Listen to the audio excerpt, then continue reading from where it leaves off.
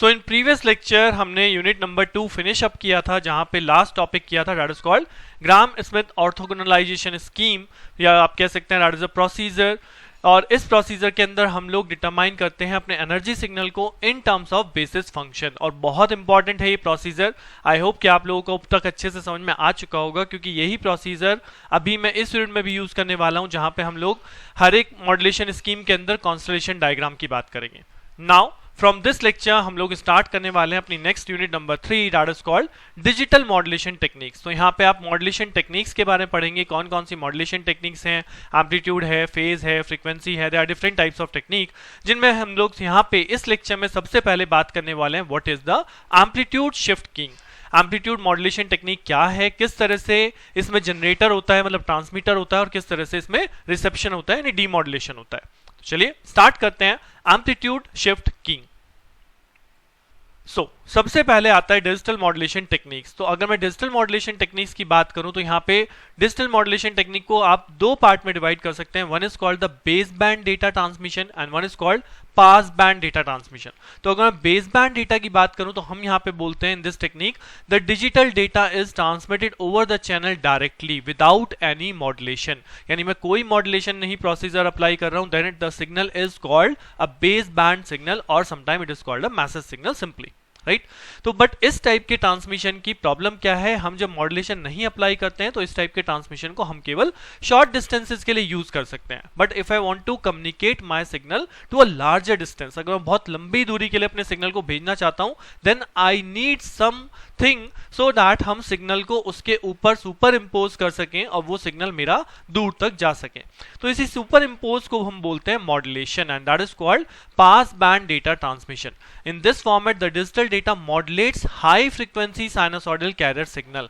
हम अपने message signal को, जिसे हम अपना ओरिजिनल सिग्नल बोल रहे हैं, मैसेज सिग्नल बोल रहे हैं, उस मैसेज सिग्नल को एक हाई फ्रीक्वेंसी कैरियर के ऊपर सुपर इम्पोज कर दिया जाता है, राइट। आप ये मान सकते हैं कि अगर मुझे कोई चीज डिस्टेंस तक भेजनी है तो मैं क्या करूं, एक हाई फ्रीक्वेंसी डिवाइस में अपने मैसेज सिग्नल को मैंने लोड कर दिया तो वो मेरा दूर तक चला जाएगा। तो that is the basic concept of modulation.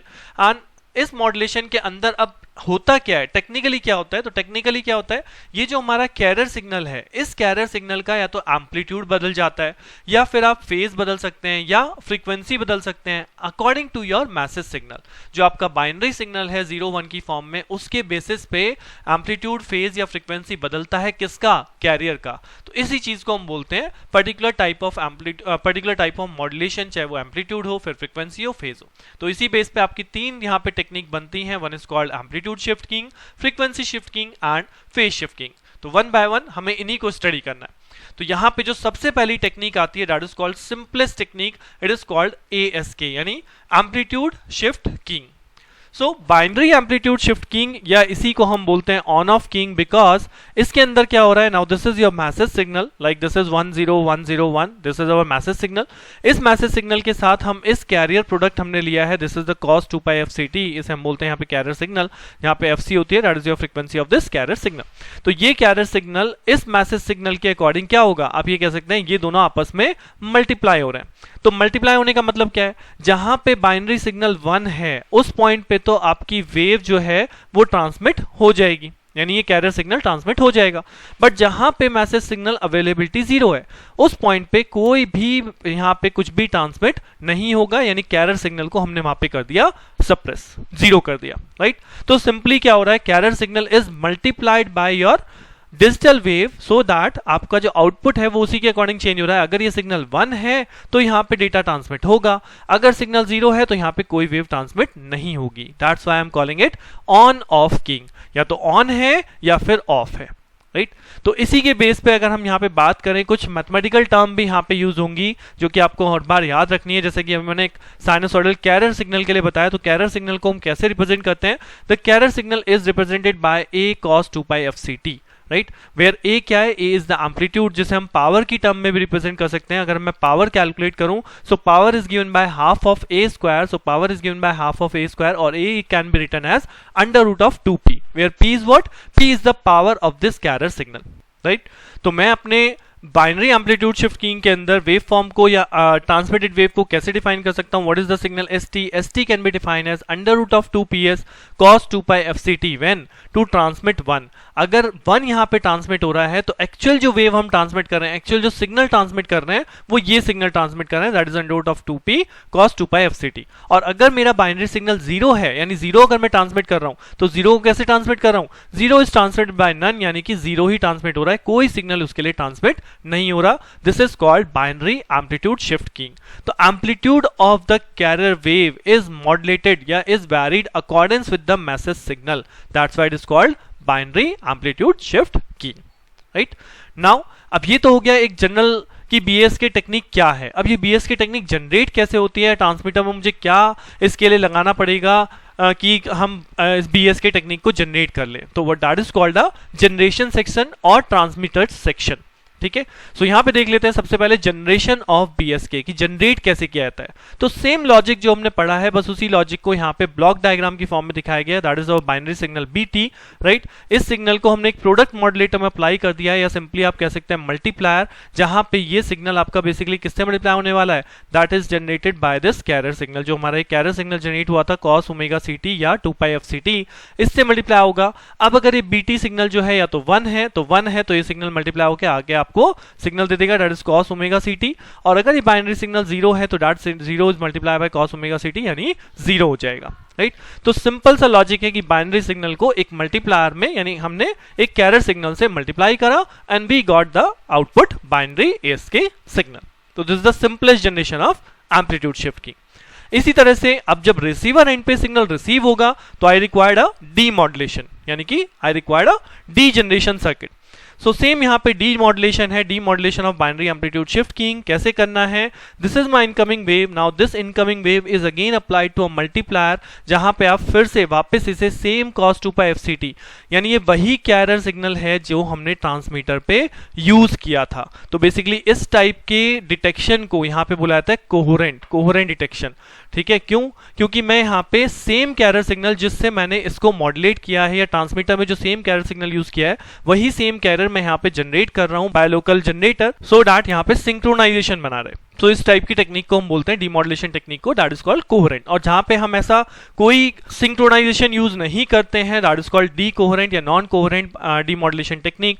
But फिलहाल अभी हम कोहेरेंट की बात कर रहे हैं। तो सिंपल सा है कि incoming ASK wave is multiplied by the same carrier generated by the local generator. अब जब आप यहाँ पे इनकमिंग वेव को मल्टीप्लाई करेंगे, तो सपोज इनकमिंग वेव यहाँ 2pi fct आती है, तो ये मल्टीप्लाई होगा। सो यहाँ पे क्या बन जाएगा? cos square 2pi fct, right. अब cos स्क्वायर 2pi fct को जब हम यहाँ पे इंटीग्रेट करेंगे 0 से t, यानी 0 से t मतलब एक सिंगल बिट का टाइम पीरियड कितना है हमारे पास? सिंगल बिट का टाइम पीरियड हम लोग लेके चलते हैं TB। सो इस पर्टिकुलर टाइम पीरियड के लिए आपका इंटीग्रेशन होना है। तो जब इस पर्टिकुलर टाइम पीरियड के लिए आप इंटीग्रेशन करेंगे तो cos स्क्वायर का इंटीग्रेशन क्या होता है? जी हाँ, as per the trigonometric formula cos of 2 theta is equal to होता है cos square theta 2 cos square theta minus 1। So what is the integration of cos square theta? cos square theta के लिए हो जाएगा 1 plus cos 2 theta divided by 2। अब ये value जब मैं यहाँ पे रिप्लेस करूंगा 1 plus cos 2 theta by 2 and by 2 अलग, तो जब आप इसे इंटीग्रेट करेंगे तो cos 2 थीटा का इंटीग्रेशन हो जाता है sin 2 थीटा, और ये हो जाएगा डिवाइड बाय 4, राइट, जिसपे आप लिमिट लगाओगे 0 से t। तो ये जो sin 2 थीटा होता है, यानी यहाँ पे बनेगा sin 2pi fct into this 0 to t limit. तो sin 0 भी 0 होता है, और जब कैपिटल T रखेंगे तो जो fc है, दिस कैरियर फ्रीक्वेंसी और time period they are same, क्योंकि हम एक पर्टिकुलर बिट के लिए, टाइम पीरियड के लिए, एक पर्टिकुलर वेव के लिए हम इसे इंटीग्रेट कर रहे हैं ना, तो जो साइन वाला फंक्शन होता है that is always becomes a 0, right.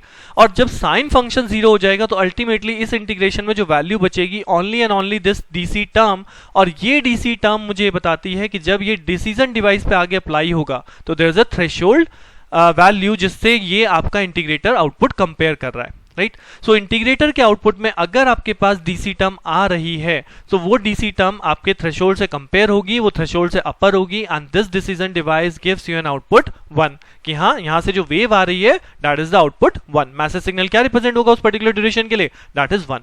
लेकिन अगर सपोज यहाँ पे कोई सिग्नल नहीं आ रहा, यहाँ पे वेव जीरो आ रही है, अब वेव जीरो आ रही है, उस जीरो को आपने cos 2 pi c t से मल्टीप्लाई करा, यू विल गेट जीरो। तो एक पर्टिकुलर टाइम ड्यूरेशन के लिए आपको वैल्यू क्या मिलने वाली है, आपको वैल्यू जीरो मिलने वाली है। तो वो जीरो इस थ्रेशोल्ड वैल्यू से कम रहेगी, यानी डिसीजन डिवाइस आउटपुट क्या देगा, डिसीजन डिवाइस आउटपुट देगा जीरो। तो सेम जो हमने वहां से मॉड्यूलेट किया है, जो मैसेज सिग्नल हमने यहाँ पे भेजा है, तो this is the way how the demodulation works, और आपका बाइनरी जो डेटा है, जो एक्चुअल मैसेज सिग्नल है, वो यहाँ पे रिकवर किया जाता है, right. So this is the overall modulation and demodulation and the concept of BSK। अब अगर मैं इसकी बात करूं तो यहाँ पे सिंपल सा मैंने लिखा हुआ भी है कि what is the decision device working, जो मैंने आपको दिखाया है। उसके बाद एडवांटेज और डिसएडवांटेज है। सिंपलेस्ट की एडवांटेज, जो कि मैं बार बार बोल चुका हूं कि ASK बहुत सिंपलेस्ट टेक्निक है and it is easy to generate and detect, बहुत ईजी जनरेशन है, केवल सिंपल एक मल्टीप्लायर लगाना है, I got the ASK technique. और डिसएडवांटेज की अगर बात करूं तो it is very sensitive to the noise, therefore it find limited applications in data transmission. वो नॉइज से बहुत ज्यादा सेंसिटिव है, मतलब नॉइज ऐड होने के चांसेस बहुत ज्यादा होते हैं आपके डेटा के अंदर। सो दैट्स व्हाई ASK का रोल जो है वो बहुत लिमिटेड है। सो ASK के बारे में इतना ही, जनरेशन डीमॉड्यूलेशन आपने सब जान लिया। नेक्स्ट लेक्चर में मिलेंगे with the next shift keying, that is called phase shift keying, PSK। इसके बारे में नेक्स्ट लेक्चर में बात करेंगे, तो स्टे ट्यून विद मी। मिलते हैं नेक्स्ट लेक्चर में। Thank you.